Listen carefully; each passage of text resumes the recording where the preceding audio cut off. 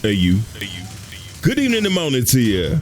The RSI Galaxy concept ship was announced and thrown on the Pledge store a few weeks ago. It's really the first ship since the Misk endeavor to make a lot of noise for modularity. Whatever module you install into the ship, that's what your ship is now. Trader, medical ship, or mobile refinery. There's been a lot of questions percolating in the Star Citizen community about this ship, but have no fear. The devs have collected questions from that place of patience and civility that we call Spectrum, and have put together a Q&A session to enhance your insight. So let's get into it already. Like up, sub up, and ring up like a boss. If I don't have any modules, is the center of the ship just an empty room, or does the Galaxy come with a stock module? Further, is the void full or empty, and can I put stuff in there? If you have no module, the Galaxy has an empty void area with a shell to keep the whole air tight, allowing you to traverse from the hangar to the rest of the ship. As it's simply an empty space, you could put stuff in there, but with the lack of cargo plates, it will be subject to all the normal risks of unsecured cargo. The Galaxy does not come with a stock module for two reasons. Firstly, we want players to pick their initial module rather than be saddled with whatever would have been the base plus the one they want. Secondly, these modules will take up physical space in an inventory like all components. Therefore, if every ship came with a module that players didn't necessarily want, it would unfairly penalize them. I imagine it doesn't come with the stock module because it's better to sell two things than one. But what's interesting is the mention of cargo plates, which are what will lock cargo into place in the future, probably a good distance into the future, unless they do away with it completely. We know going into the cargo refactor that if your ship is disabled and conditions are met, your cargo will be floating around anyway. When cargo plates are finally introduced, they're only supposed to require power to toggle them from lock to unlock, which means we'll get yet another change at that point, since the plates will eliminate the possibility of boxes floating away after an attack. But again, that's in the future, and it was interesting that they even brought it up at this point. What is involved with changing out the modules? For example, how long will it take? Where can it be done? And can we change modules on the fly, or do we have to transport all modules to one location first, like other ship components? Due to their size, the modules need to be swapped out at a location capable of that type of work, such as Cousin Crow's shops, and will require the ship to be there for a period of time. Exact timings are still to be determined, but due to the relative ease of access, remove lower cap then exchange module. This should not be a lengthy operation, providing all the required parts are at that location. I could dig this. Installing a big piece of ship should require a location with special equipment to do so. My question is, what kind of ship will be able to transport all that? The Hercules is 10 meters wider than the Galaxy, but a lot of that is wingspan, so the fuselage probably won't be able to hold the modules unless they were shipped in parts in separate containers. Be a big risk transporting somebody's Galaxy refinery. You show up like, there was a problem. What, you just scratched my reactor? You could say that. Can the Galaxy's modules be dropped off planetside to create a temporary base of operations? No, the modules themselves require power and cooling from the ship itself, so they're not able to function independently. In addition, they're installed with a covering cap to lock them in place, which would need removing first. So I'm wondering, can you still drop it on the planet though? Like a gigaballer in the game could buy up a bunch and build their own team deathmatch map on Daymar. Will there be any medical equipment in the non-modular section of the ship? There is no onboard medical equipment, such as a med bed, outside of the medical module. That one's kind of obvious, but never hurts to ask. The Galaxy doesn't seem to be well shielded, having just one large shield. How does the ship compensate for that? Meaning, will it be fast or will it be heavily armored?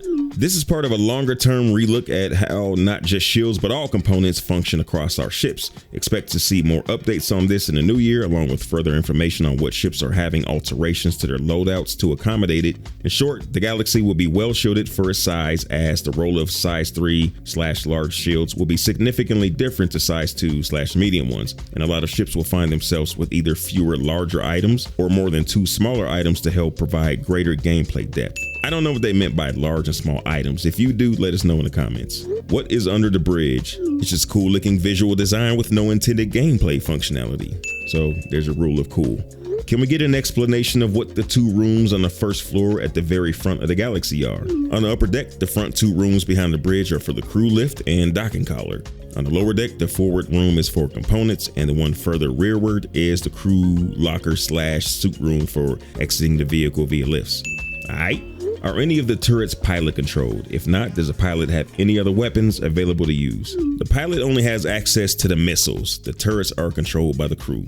I'm glad they said this. So many folks ended up with the Carrack thinking they were going to solo it like a giant fighter, like a Corsair.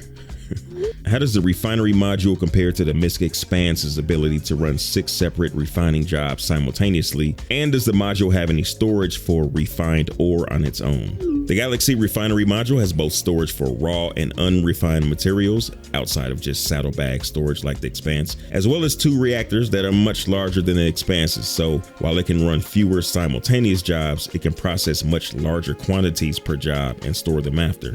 Just thinking about what a target that's going to be.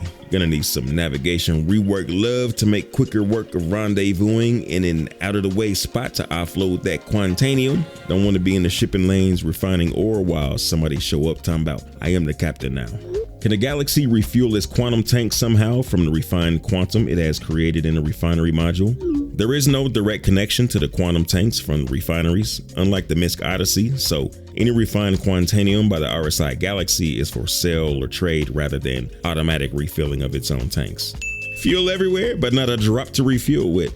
The Galaxy promotion website states an afterdeck that serves as a dedicated hangar or sizable cargo hold. Does this mean that the entire afterdeck is a cargo grid of 64 SCU or just the sides of it? Can we only transport either 64 SCU or an extra small ship in the afterdeck, or can we transport both at the same time? The 64 SCU cargo grids are 2x32 grids spaced at the edge of the hangar and do not interfere with the hangar metrics, allowing both an extra small ship and 64 SCU to be stored simultaneously.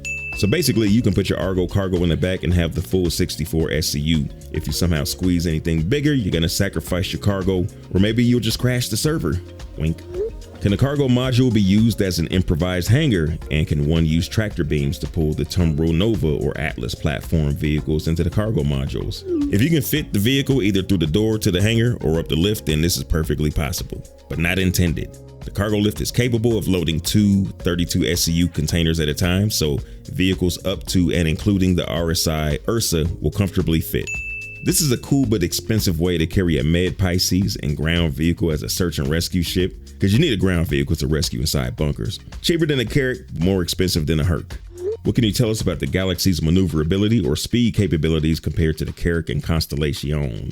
Due to the Galaxy's size, expect it to be closer to the Carrack in terms of maneuverability and speed than the Constellation. It sounded to me like something you want to leave in orbit as often as possible during deliveries, rescues, or anything on the surface when you want to get in and out. Does the hangar have refuel or repair capabilities? The Galaxy has no inbuilt systems to refuel or repair, so would rely on players to bring the tools and equipment to do so. So make sure you bring your multi-tool with the refueling attachment. What size ships can we fit in the Galaxy's rear hangar? For example, will a MISC Prospector fit there? Does the rear hangar have a ramp or lift for ground vehicles? Or can ground vehicles only be used with module lifts?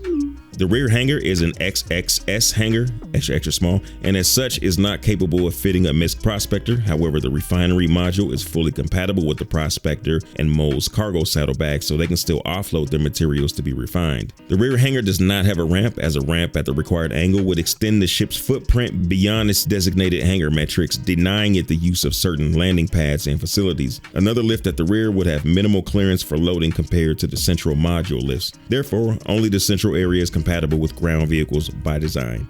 To try and clear up some of the confusion that exists with hangar sizing, we have extra small, small, medium, large, and extra large hangar metrics, sometimes referred to as size 1 through 6 after the fallback XML value.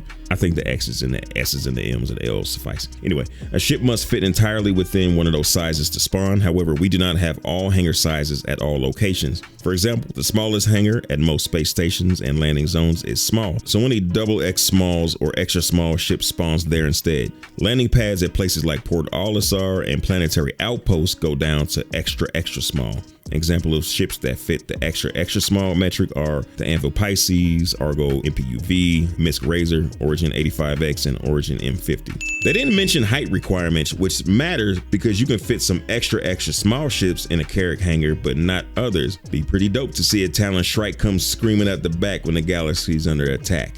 CIG threw a disclaimer stating this is all subject to change. You think that was obvious because it's a concept ship, but y'all know how that goes. Folks will still cry havoc if a piece of fabric is changed, but they can't say they weren't warned. When it's finally released, I think the thing that's gonna throw folks off the most is the maneuverability, not for any other reason other than it happens all the time. Not sure why everybody thinks every ship is a fighter, but it happens. I shouldn't say everybody, but the really vocal folks. This wasn't mentioned in the Q&A, but the tier 1 beds in the med module is kind of surprising. Kind of makes me wish there was a limited run of these so that there's still reasons to have to transport patients to a tier 1 hospital that are only available in cities, but I'm sure there'll be a necessity in Pyro, so what are you gonna do? What I'm gonna do is show some magnificent boss love to the 10, count them, 10 wise men, aka executive producers of this joint. Hold on, Mike Alvera, Saucy One, Commander Blackout, JP Stravinsky, Eyes Open 2018. When you gonna get to 2023, man? John Arcadian, Mito, Steel Legacy, and Burning Chrome. Big thanks, executives. You are very much appreciated, and your suits are very well tailored. Big 7-up salute to all the fam supporting and rocking with your boy. Salute to the mother, Buster Boy, Commander Dr. Digital, Zayla Maru, Commander Leviathan, Soul Time Alpha, 20 Twin, Train Man Rob, Deadeye, 8IO, Figment, Evil Weasel, Titan Prime, Crash Test, Commander Coup Whip, Triple Awesome, Officer Extraordinaire, Anathema Net, G-Road the CEO, Junestar, Carl Bajin, Waffle Iron of Doom. Yo, that name, Abner Doom, Individual 11, One Hitter Quitter, Fair Gamer, Yo Diggity, Yo Doubt, Cyrus the Virus 8, Soda Voce, I Rise, and Sugar Bear. Sugar Bear. Big thanks, Bambinos. My name is Dig, and I burnt my lip on a donut in the air fryer. Fly dirty citizens.